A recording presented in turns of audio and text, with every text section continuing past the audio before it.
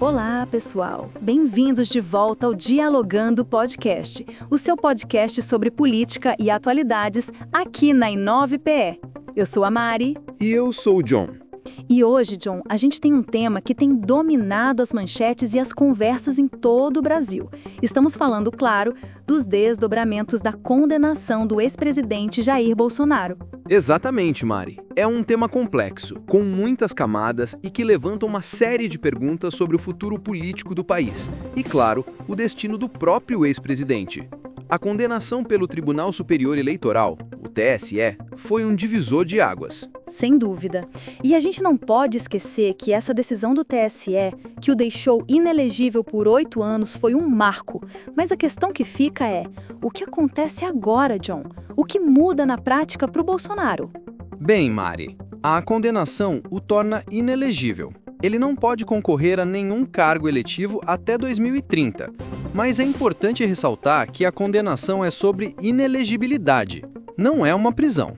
E isso é um ponto crucial, né? Porque muitas pessoas confundem. A sanção é no campo político-eleitoral, não no criminal. Mas ainda existem outros processos em andamento. Sim, ele ainda enfrenta processos como a investigação sobre as joias sauditas, a do cartão de vacinação e outros casos. E esses sim podem ter consequências criminais. E como fica a defesa dele, John? Eles podem recorrer? Sim, eles podem recorrer.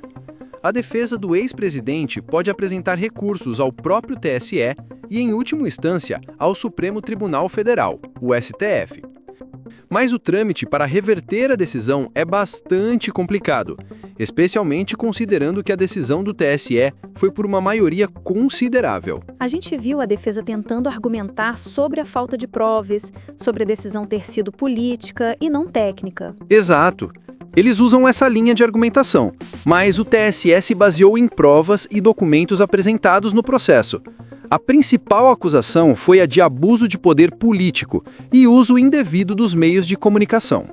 Estamos de volta. Agora, John, mudando um pouco o foco, vamos falar do impacto político. O Bolsonaro sempre foi uma figura central. O que acontece com a base eleitoral dele, que é muito fiel? Essa é a grande questão. A base dele é extremamente leal, mas sem o líder na linha de frente, há um vácuo. E a gente tem visto nos últimos meses uma disputa interna para ver quem vai ser o novo Bolsonaro. A gente viu o nome da Michelle Bolsonaro sendo levantado, o de alguns filhos dele, governadores como Tarcísio de Freitas e Romeu Zema. Exatamente. Eles estão de olho nesse espólio político. Mas nenhum deles tem o mesmo carisma, a mesma conexão com a base que o Bolsonaro construiu ao longo dos anos. Ele ainda é a voz de comando, mesmo inelegível. E a oposição, como fica? Eles podem usar essa condenação para se fortalecer? Sim, a condenação dá mais força à narrativa de que o bolsonarismo é um movimento antidemocrático, que age fora das regras. Isso pode ser usado para afastar eleitores que se sentem mais no centro do espectro político. Mas, ao mesmo tempo, a gente viu o Bolsonaro ainda liderando manifestações, fazendo discursos. Ele não desapareceu. Ele não vai desaparecer. Ele vai continuar como uma voz de oposição, um articulador político. Ele ainda tem um grande poder de influência e pode atuar nos bastidores, apoiando candidaturas, por exemplo. O que muda é que ele não pode ser o candidato. Então, para encerrar, John, o que podemos esperar nos próximos meses? O cenário é de incerteza. A condenação do TSE foi um ponto final em uma disputa, mas é só o começo de uma nova fase. O bolsonarismo vai precisar encontrar um novo caminho. E a gente vai ter que ficar de olho nas eleições municipais de para ver como essa base se comporta.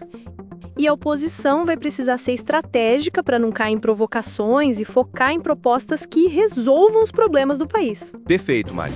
Essa condenação é um lembrete de que as instituições democráticas, mesmo sob pressão, funcionam. Mas a política brasileira é dinâmica e imprevisível. O que vimos hoje pode ser completamente diferente amanhã. E é por isso que a gente vai continuar acompanhando tudo de perto. John, muito obrigado por essa conversa. Eu que agradeço, Mário. E a você que nos assistiu, nosso muito obrigado. Não se esqueça de seguir o Ponto de Vista nas redes sociais e de compartilhar este episódio.